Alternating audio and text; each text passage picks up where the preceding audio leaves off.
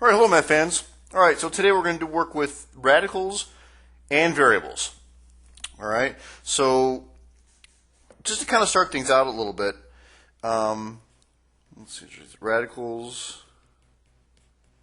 and variables.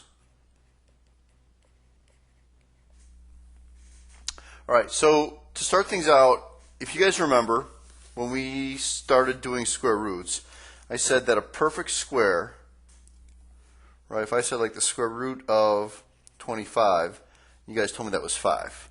Okay, and if I said the square root of 5 squared, right, the square root of something squared is just that number, right?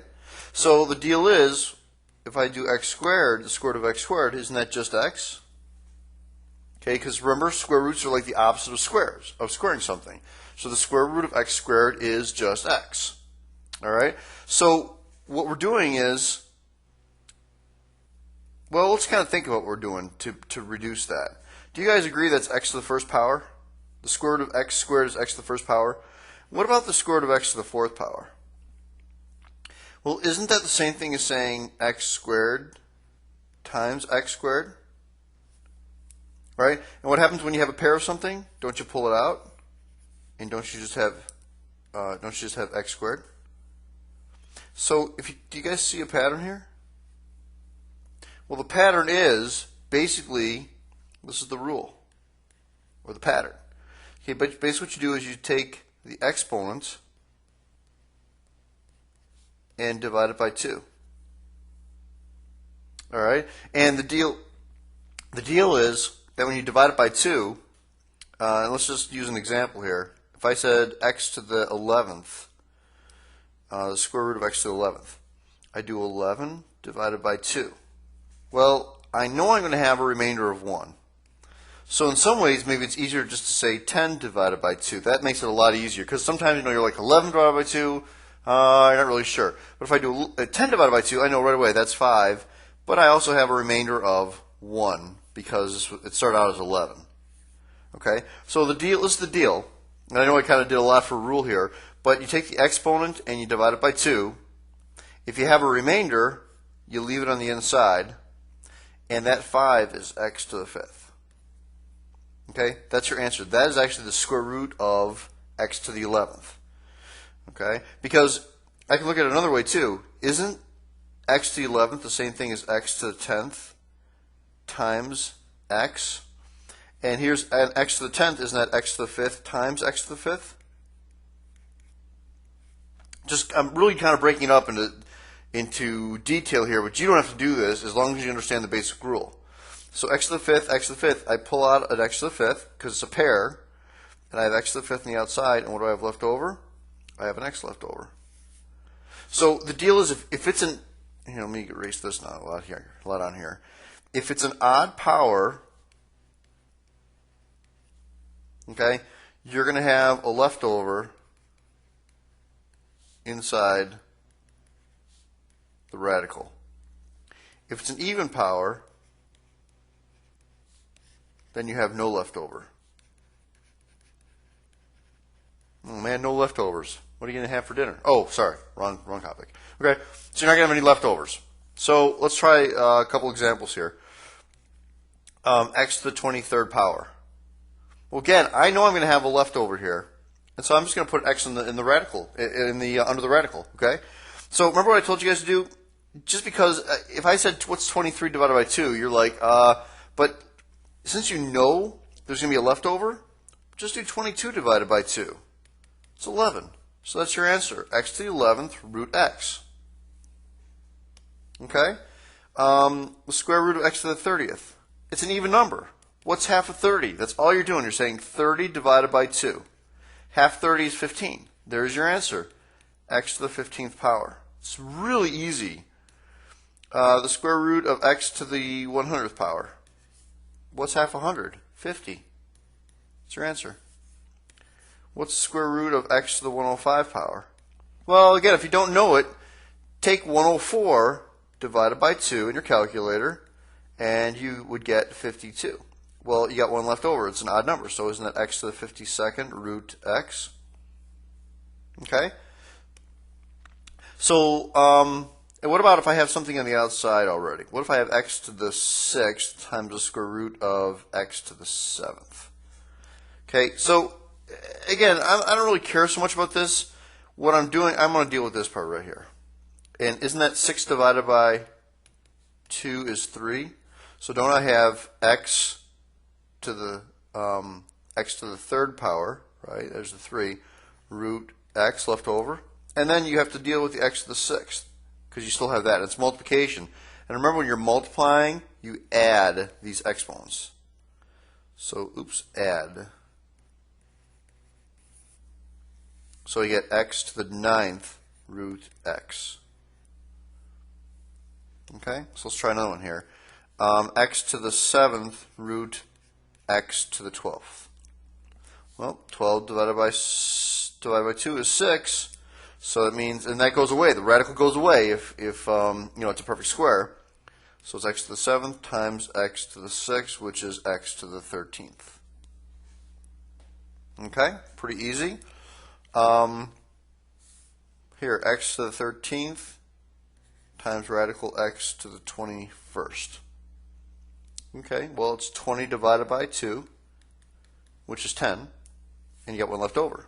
So it's x to the 10th, x to the 13th, root x, and that becomes x to the 23rd root x.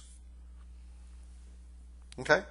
Not too bad, right? So let's try with a few more variables now, which is no big deal. You just have to do each one separately. So if I had the square root of x to the 7th, y to the 10th, z to the 19th power. I'm just going to do every one separately. Let me draw my radical. I know in my remainder I'm going to have an x and I'm going to have a z, because these are odds and odds right there. Okay, the only one that's not odd is y to the 10th. So anyway, I know I have those remainders. Let's look at the first one. Isn't that just 6 divided by 2? So it's x to the 3rd.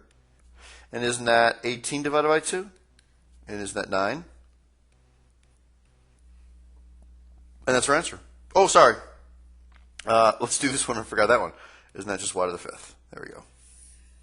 Okay? There's no remainder with the y. So keep it in alphabetical order, just like we've always done. And that's your answer. The only one that doesn't have a remainder inside the radical is the y. All right? So let's try one a little more complicated with a bunch of stuff in here. So it's x to the 5th, y to the 8th, z to the 9th, times the square root of x to the 10th, y to the 5th, z squared. Okay, what's the only one I'm going to have a remainder with? Y, because it's a 5. Okay, so I can even start the problem out and do this. Put a y there. Okay, so, you can kind of do this in one step here too, but I'm going to show my work. 10 divided by 10 divided by 2 is 5, so it's x to the 5th. 4 divided by 2 is 2, so y squared. And 2, the z squared, 2 divided by 2 is 1, so it's z. Then you put it all together. Remember, add exponents. So x to the 5th times x to the 5th is x to the 10th. Y to the 8th times y squared is y to the 10th. And z to the 9th times z to the 1st is z to the 10th. Ooh, all 10s. Square root of y. Okay. Pretty mellow. Okay, let's try another one here. A to the 5th, B to the 7th, C to the 11th, radical A, B to the 6th, C to the 23rd. Okay, what am I going to have a remainder inside that radical? An A and a C, of course. Now remember that A is A to the 1st power. So am I going to even be able to take any A out of there? No, I can't, because I need at least a square to take it out. So there's nothing to take out. So you get A to the 5th. Well, here, let me just put my remainders here. I know I'm going to have an A and I'm going to have a C, because the B is the only one even. So A to the 5th, B to the 7th, C to the 11th. And I take 6 divided by 2 is 3, so it's B to the 3rd. And 22 divided by 2 is 11, so C to the 11th. And then where AC is left over. Put it all together, A to the 5th, B to the 10th, C to the 22nd, root AC. All right, not bad. Okay, so the last type of problem is with numbers and variables. Again, it's no big deal because now we know how to do both. So let's say I have 18, the square root of 18, a to the 5th, b to the 7th, c to the 10th. You treat everything like normal. What you're going to do first is you're basically going to do the square root of 18. And that's 9 times 2. So that's going to be 3 root 2. So it's 3, and let's put everything all left over, 3 root 2. And what am I going to have inside the radical with the variables? Well, right, there's a 5, so I know I'm going to have an a. There's a 7, I know I'm going to have a b. I'm not going to have a c because it's an even number. Okay? I mean, then we just do everything the same. For the first one, it's 4 divided by 2 is 2. 6 divided by 2 is 3. And 10 divided by 2 is 5. And that's your answer. That's pretty mellow, right? I hope so. Okay, let's try another one here. 3a to the 6th. This is actually probably the most difficult of all the problems, which, I mean, it's no big deal, but this has got everything in it. 3a to the 6th, b to the 8th, c to the, I'll just say c, okay, times the square root of 48, a to the 10th, b, c to the 13th. All right, so we know this is all going to be here. So it's going to be 3a to the 6th, b to the 8th, c. And let's figure out 48. Well, if you remember, let's deal with 48. And some of you guys might say 8 times 6. Well, that's not a good choice. And 8 times 6 is bad because it doesn't have a perfect square. So let's do 4. 4 times, and use your calculator, 4 times 12. Well, you should again look at that 12 and go, oh, you know what? I can break that up again. So 4 times 4 times 3. So really, I can pull the 4 out, and I get 4 root 3. Okay? So it's 4 times another 4, and here's my leftovers. I got a 3 left over. I'll multiply it at the end, but there's my 4 root 3. And then what else am I going to have with the variable left over? I'm going to have a b, and I'm going to have a c. Okay, so 10 divided by 2 is 5, so a to the 5th. B I don't have to do anything with it because it's just b to the 1st, and 13 really goes down to 12. 12 divided by 2 is 6. So it's c to the 6th. Let's put it all together. This is just multiplication, so it's 12.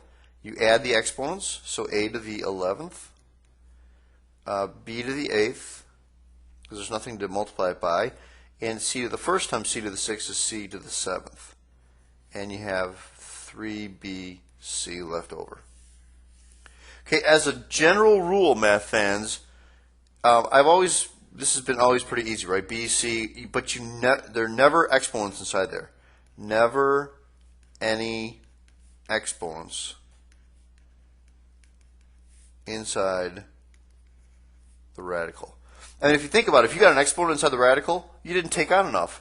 If I had something like 3ab squared c to the 5th root 2a squared b, right? Something like that. Well, I know I didn't take out enough. I got to take out another a. So it actually gives me a squared, and this cancels out. But there are no exponents inside that radical. All right?